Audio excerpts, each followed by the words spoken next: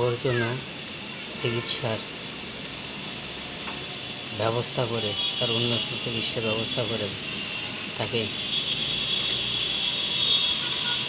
স্বাভাবিক সুস্থ মানুষের মতো আমাদের মতো করে গড়ে তুলতে পারি।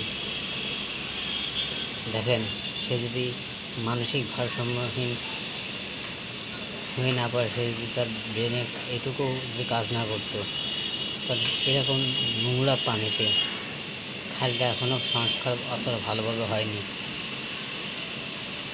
আর মাত্র অর্ধেক কাজ নির্মাণ হয়েছে, আর অর্ধেক কাজ নির্মাণ হয়নি। যে অর্ধেক কাজ নির্মাণ হয়নি, সে অর্ধেক কাজ থেকে যত ময়লা আছে সব ময়লা এখানে আসে। সে ময়লা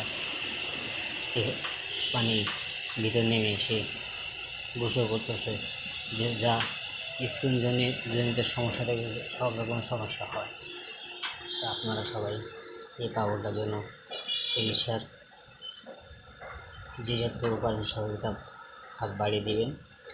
ডেসক্রিপশনে আমার দেওয়া ফোন নাম্বার থাকবে, ফোন নাম্বার যোগাযোগ করে যে যতটুকু পারবেন এই পাগলটির চিকিৎসার জন্য সহযোগিতার হাত বাড়িয়ে দেবেন। এই পাগলটি খুলনা মেডিকেল কলেজের সামনে থাকে, সবসময় তাকে পাওয়া যায়। সবাই যে যা পারে খাবার দাবার তাকে দেয়, তাই খায় আর গোসল করে এই ময়লা পানিতে। যে খালটি পানি এখনও ভালোভাবে পরিষ্কার হয়ে পারেনি, কারণ অর্ধেক খাল নির্মাণ হয়েছে, সংস্কার কাজ নির্মাণ হয়েছে, আর অর্ধেক নির্মাণ হয়নি। আর যে অর্ধেক নির্মাণ হয়নি সে অর্ধেকের যত ময়লা আবর্জনা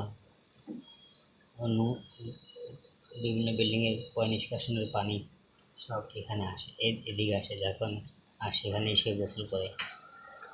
তো তাকে উচিত আমাদের বিবেক থেকে তাকে একটু ভালো করা, স্বাভাবিক করে গড়ে স্বাভাবিক মানুষের মতো সুস্থ করে তোলা আমাদের দায়িত্ব। শোন না, আমরা সবাই মিলে একটু একটু করে সাহায্যের হাত বাড়িয়ে তাকে সুস্থ জীবন ফিরিয়ে নিয়ে আসি। ধন্যবাদ সবাইকে। ডেসক্রিপশনে আমার দেওয়া ফোন নাম্বার থাকবে।